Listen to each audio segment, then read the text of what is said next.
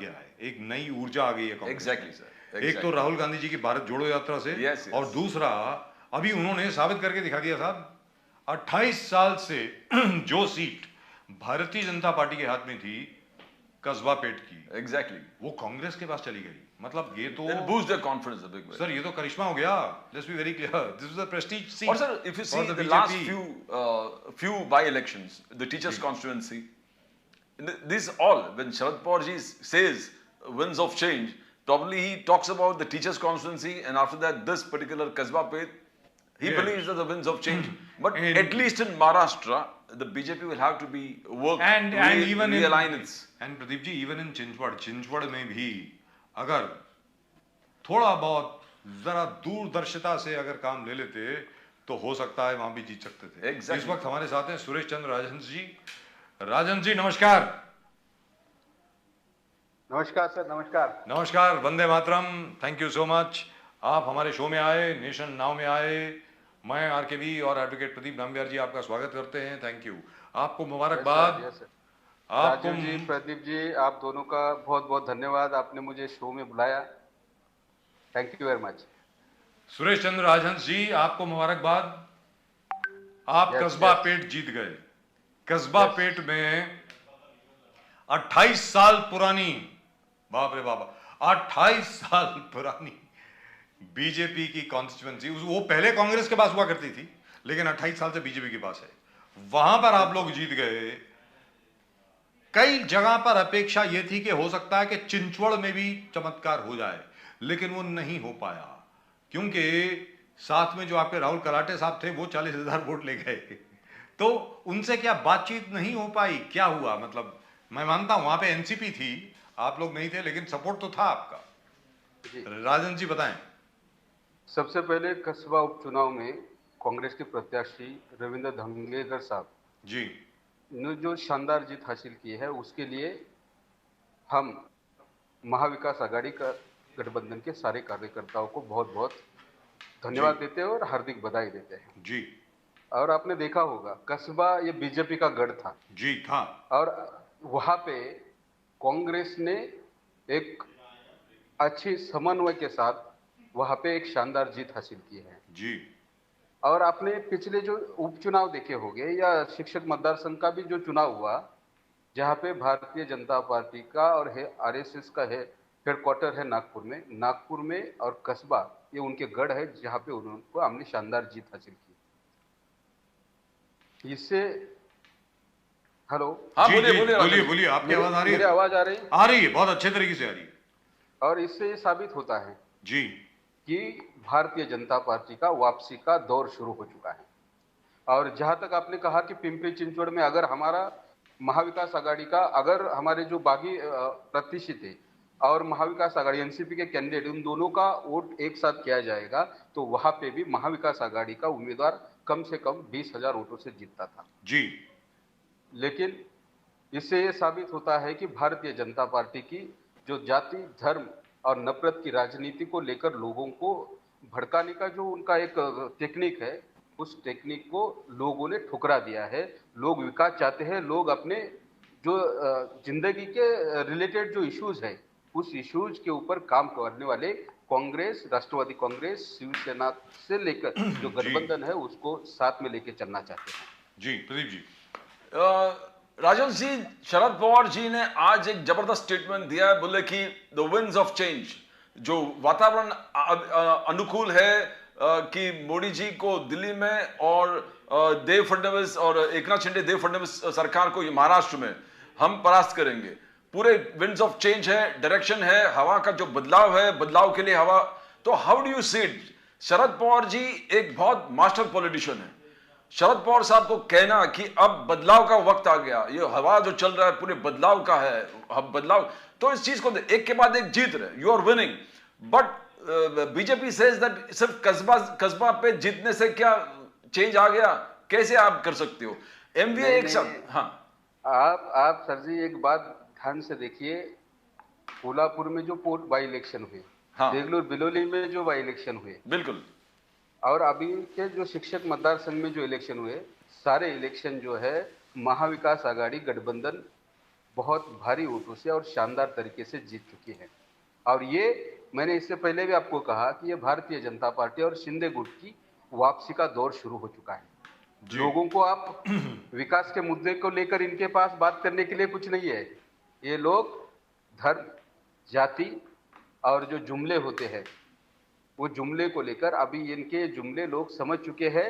लोग विकास चाहते हैं और महाविकास आघाड़ी का जो गठबंधन है, लोगों के हित के लिए काम करने वाला गठबंधन है और लोग महाविकास आघाड़ी के साथ एकदम भक्कम तरीके से खड़े हुए हैं। लेकिन सुरेश चंद्र राजहंस जी, जब भी भारतीय जनता पार्टी के किसी भी वक्ता, प्रवक्ता, अधिवक्ता, नेता जिससे भी बात की जाए, वो कहते हैं कि हमारा ध्यान तो सिर्फ विकास पर ही केंद्रित है, और वो उंगली दिखाते हैं किस पे? मेट्रो पे। देखिए साहब, मेट्रो बन रही है, अंडरग्राउंड टनल्स बन रही हैं, और अपना गोरेगांव मुलुंड जो है उसका वो अंडरग्राउंड कनेक्टर बन रहा है, कोस्टल रोड बन रही है, उसके अलावा ट्रांस हार्बर लाइन बन रही है, उसके अलावा वो क्या है, वो बुलेट ट्रेन, और ये जो मुंबई टू नागपुर अलग, मुंबई टू दिल्ली अलग, और दिल्ली टू मुंबई और मुंबई टू दिल्ली 10 घंटे के अंदर अंदर, 10 या 12 घंटे के अंदर अंदर।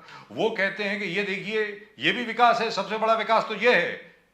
तो आप ये कैसे कह रहे हैं कि वो विकास की बात नहीं कर रहे हैं? आप जिन विकास की बात कर रहे हैं जी, सुन रहे हैं, आप सुना जिस विकास की बात कर रहे हैं, जी। ये आपने जो भी अभी जो योजनाएं चल रही है, जी। ये सारी योजनाएं महाविकास आघाड़ी सरकार और कांग्रेस एनसीपी के कार्यकाल में की गई। जिस मेट्रो की आप बात कर रहे हैं, वो मेट्रो का जो निर्माण है या मेट्रो की जो संकल्पना है, कांग्रेस, राष्ट्रवादी कांग्रेस की सरकार की है। और ये सरकार तो अभी आई है, और जिन कांग्रेस और राष्ट्रवादी कांग्रेस ने जो नींव रखी थी, विकास की जो नींव रखी थी, विकास के जो फाउंडेशन रखे थे, जो काम आगे लेके जाने की कोशिश कर रहे थे, ये अनैतिक पद्धति से ये सरकार सत्ता में आई, और वो केवल उद्घाटन करने का या हमने जो बनाया था उसके ऊपर ही आगे लेके जाने का काम कर रहे हैं।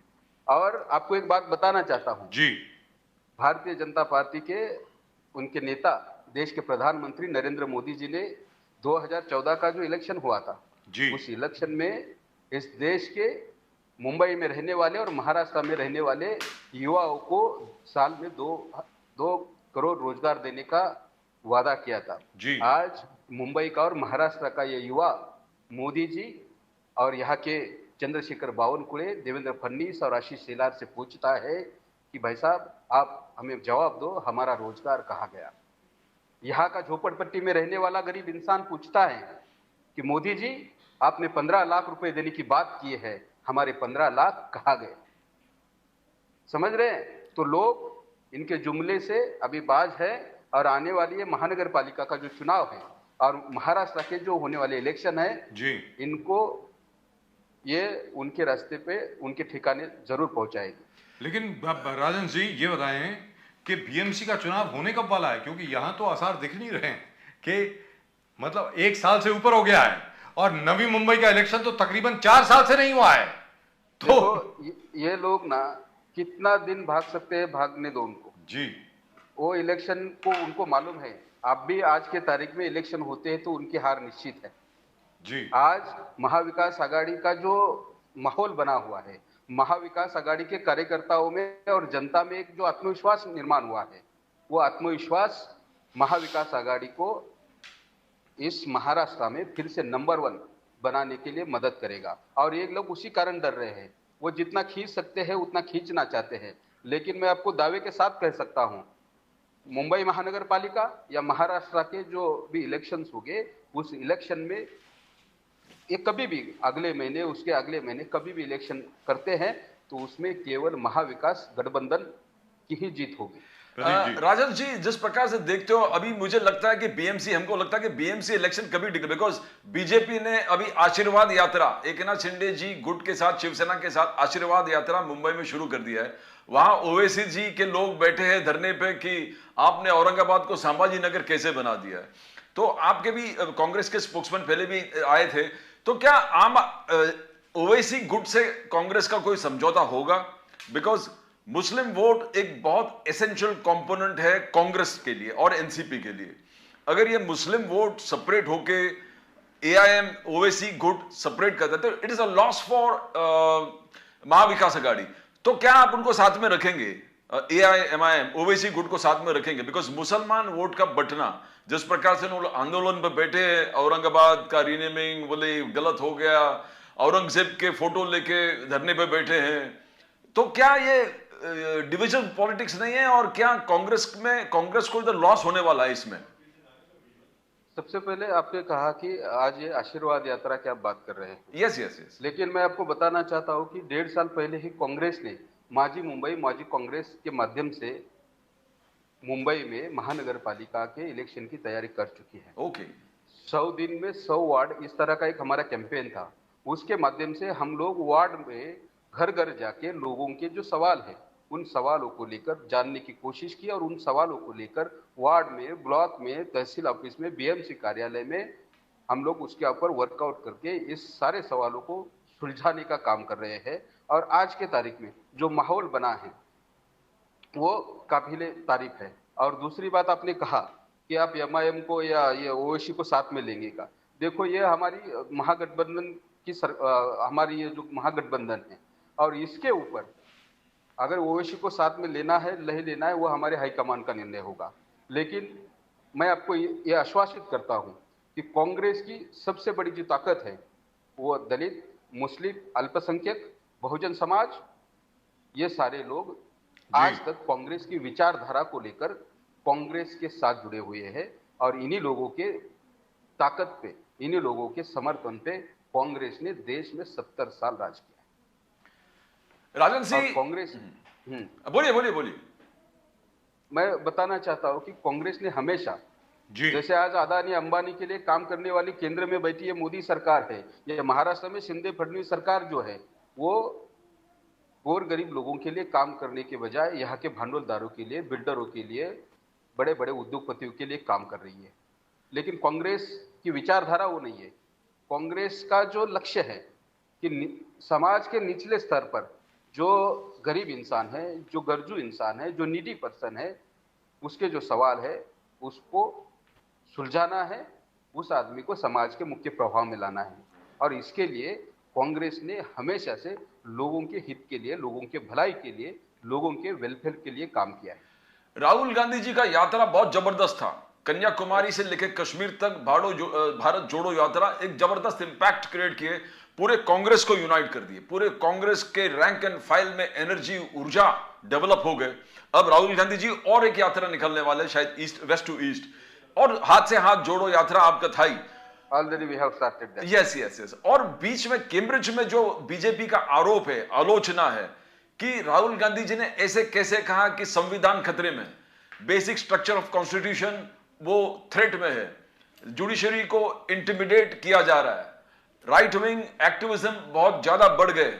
मैं आपको ये संविधान खतरे में है स्टेटमेंट को लेकर आपको बताना चाहता हूं सर। हाँ बोलिए। कि संसद भवन के कुछ दूरी पर भारतीय संविधान को जलाने का काम किया जाता है। हाथरस में एक दलित बेटी के ऊपर बलात्कार किया जाता है, उसका खून किया जाता है, रात के अंधेरे में उसका बॉडी जलाया जाता है। और इतना ही नहीं कि उस बेटी के माँ बाप को उसके अंतिम संस्कार करने का भाग्य तक नसीब नहीं होता है। ये क्यों होता है? क्योंकि आज ये लोग संविधान को नहीं मानते हैं, ये हुकुमशाही और दड़पशाही को मानने वाले लोग हैं। केंद्रीय मंत्री का बेटा आशीष मिश्रा, आपने देखा होगा, किसान यहाँ का किसान विरोधी बिल के खिलाफ आंदोलन करता है, और ये उन्हें उनके ऊपर गाड़ी चलाकर उनकी हत्याएं करता है। इससे आपको क्या लगता है, ये देश में सचमुच में संविधान का राज है? बिल्कुल नहीं। इस देश में संविधान का राज नहीं है, इस देश में गुंडा राज है। इस देश में संविधान के खिलाफ काम करने का काम हो रहा है, और इसके कारण हम बार बार कहते हैं, अगर इस देश का संविधान बचाना है, इस देश के लोकशाही को बचाना है, इस देश के लोकतंत्र को बचाना है, तो कांग्रेस एकमात्र ऐसी पार्टी है जो इस देश को संविधान भी दिया, इस देश के संविधान का संवर्धन भी किया, रक्षा भी की, और आगे जाके इस संविधान को बचाने का भी काम करती। लेकिन यहाँ पर ये बताएं सुरेश चंद्र राजहंस जी, ये तो आपने खैर बात कही, चलिए हाथरस में हुआ, बाकी जगह हुआ, वो तो जब डॉक्टर मनमोहन सिंह प्रधानमंत्री थे तब भी निर्भया कांड हुआ, ऐसी कोई बात तो नहीं है। और उसके अलावा ना जाने और भी कितने कांड हुए, ऐसे तो बहुत हुए हैं। अगर हम लोग गिनती करेंगे कांग्रेस के राज में कि क्या क्या हुआ क्या नहीं हुआ, वो भी तो मतलब बहुत लंबी लिस्ट है, लेकिन आपसे ये जानना चाहते हैं जो सवाल प्रदीप जी ने पूछा, बहुत अहम सवाल है सर, बहुत ज्यादा अहम सवाल है। क्या सवाल है? AIMIM को लेकर के आज की तारीख में जो ओवैसी साहब के समर्थक आज की तारीख में बादशाह औरंगजेब की तस्वीर लेकर के बैठे हैं और कह रहे हैं कि औरंगाबाद का नाम संभाजी नगर नहीं होना चाहिए, और अगर आपने कर दिया है तो वापस औरंगाबाद करिए। इसमें कांग्रेस का क्या रवैया है? आप क्या चाहते हैं? आपकी पार्टी की लाइन क्या है सर? देखो, मैं आपको इससे पहले भी कह चुका हूं कि आज लोग विकास चाहते हैं। लोगों के जीवन के साथ जुड़े हुए जो सवाल हैं उनके ऊपर काम करने वाले लोगों के साथ लोग रहते हैं। और आज लोगों को पड़ी नहीं है कि आप किसी दलित बस्ती के नाम बदलते हो, किसी शहर का नाम बदलते हो, इससे लोगों को बहुत बड़ा फर्क नहीं पड़ता है। जिनको राजनीति करना है वो इसके ऊपर राजनीति करते हैं, जी समझ रहे हो? लेकिन हम इन सब चीज़ों को नहीं मानते हैं। हम तो लोग की ये समस्या है और उन समस्याओं को सुलझाने के लिए क्या करना चाहिए इसके ऊपर हम काम करते हैं। जी तो राजन जी, एमआईएम को साथ में लेने की मैंने इससे पहले भी आपको कहा है। जी जी एमआईएम को साथ में लेना ये हमारे हाईकमान का निर्णय होगा। हम Correct. तो ग्रास रूट लेवल पे लोगों के लिए जी। काम करने वाले लोग हैं। हाईकमान अगर हमें आदेश देती है, हाईकमान की ओर से इस तरह का आदेश आता है तो हम उसको मतलब हमारा आदेश मानकर हम उसको आगे लेके जाएंगे। लेकिन राजन जी, एक सवाल आपसे, इसके पहले कि प्रदीप जी अपना सवाल पूछे हैं, ये क्योंकि आपने कहा कि आप जो हैं वो लोगों का काम कर रहे हैं, ग्रास रूट्स का काम कर रहे हैं, सड़क के लोगों का काम कर रहे हैं, झोपड़पट्टी वासियों का काम कर रहे हैं, तो सुरेश चंद्र राजहंस जी ये बताइए, महाराष्ट्र स्टेट इलेक्ट्रिसिटी बोर्ड और अन्य electricity distribution companies including Adani, सब लोगों ने MERC में एक प्रस्ताव भेजा था, जो प्रस्ताव तकरीबन स्वीकार हो गया है, प्रेस रिलीज भी आ गया है उसका, कि मुंबई शहर में और बाकी महाराष्ट्र में 37% बिजली के बिल बढ़ने वाले हैं। 37% सर, 37% हाइक। इसके ऊपर कांग्रेस कब सड़क पे आ रही है लोगों की बात सामने रखने के लिए? बिजली के बिल वैसे ही इतने ज्यादा हैं। ये तो लोगों का इशू है ना सर, ये लोगों का विषय है। देखो, आपने देखा होगा कि हम ऑलरेडी सड़क पे ही हैं। लोगों के सवाल लेके हम लोग रोज रास्ते पे हैं। जी हम 2-3 दिन बाद हमारा ये राष्ट्रपति भवन पे भी बहुत बड़ा एक आंदोलन होने वाला है। हम लोगों की इसी सवालों को लेकर, जो सिविक सोसाइटी के इश्यूज है उन लोगों को लेकर हम अलग अलग जगह पे रोज आंदोलन करते हैं। और जी। मुझे ऐसा लगता है कि ये जो इलेक्ट्रिसिटी जो हाइक हो रही है, इसका सवाल आप हम तो पूछते रहते हैं, लेकिन आप मीडिया को भी शिंदे फडणवीस सरकार को पूछना चाहिए ये सब। ये हमारे अलावा और कोई नहीं बोल रहा है, ये भी बता दें आपको। हम लोगों के इस चैनल के अलावा और कोई नहीं। मैं उसके लिए आप दोनों का और आपके न्यूज चैनल को बहुत बहुत धन्यवाद देता हूं, क्योंकि आज के तारीख में ये जो गोदी मीडिया है ना जी, यो मोदी सरकार और बीजेपी सरकार के खिलाफ बात करने की हिम्मत नहीं रखती है। इसलिए मैं आपको बहुत बहुत अप्रिशिएट करता हूं प्रदीप कि जी। आप शिंदे फडणवीस सरकार का जो जनहित विरोधी जो निर्णय आ रहा है उसके खिलाफ आप आवाज उठा रहे हैं, लोगों को इसके बारे में अवेयर कर रहे हैं। इसके लिए बहुत बहुत धन्यवाद आपका। Rajan ji, BJP is only focusing on development. बोले डेवलपमेंट किया, और हमने देखा कस्बा पेट में इस चीज को रिजेक्ट कर दिया। बोले आप डेवलपमेंट करो बट वोट जिसको डालो तो MV भापट।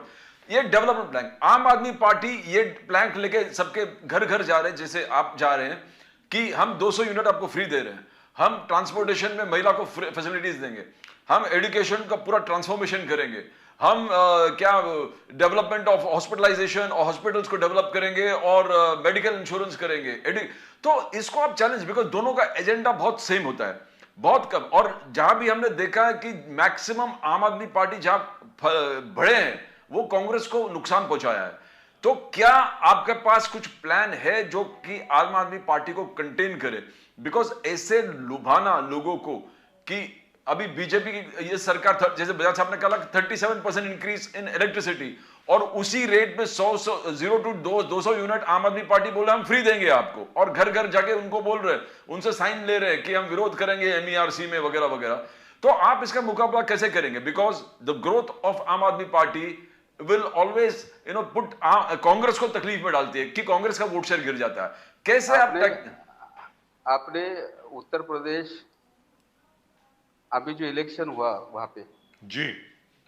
वहां पे अरविंद केजरीवाल साहब ने ना कोरे कागज पे लिख के दे रहे थे कि यहाँ पे हमारा मुख्यमंत्री बना, मैं इतना ये दे रहा हूँ, इतना ये दे रहा हूँ। तो ये एक जुमलेबाज। और दिल्ली महानगर पालिका में आपने क्या हुआ आपने देखा है, वहां पे भी इसी तरह बहुत सारे इश्यूज उन्होंने लिख के दिए थे। जी। और आपने कहा कि BJP only talking about development development development. और आपने सही कहा कि बीजेपी केवल डेवलपमेंट के लिए बातें करती है, लेकिन डेवलपमेंट के लिए काम नहीं करती है। वो केवल बात करते हैं। डेवलपमेंट के लिए काम करने वाली केवल कांग्रेस पार्टी है। और पिछले 70 साल में पूरे देश ने देखा है। और कांग्रेस ने पिछले 70 साल में जो निर्माण किया वो बेचने का काम बीजेपी और मोदी सरकार कर रही है। ये भी आपने देखा है। और कस्बा में आपने देखा होगा कि इन्होंने बहुत सारी ताकत लगाई थी।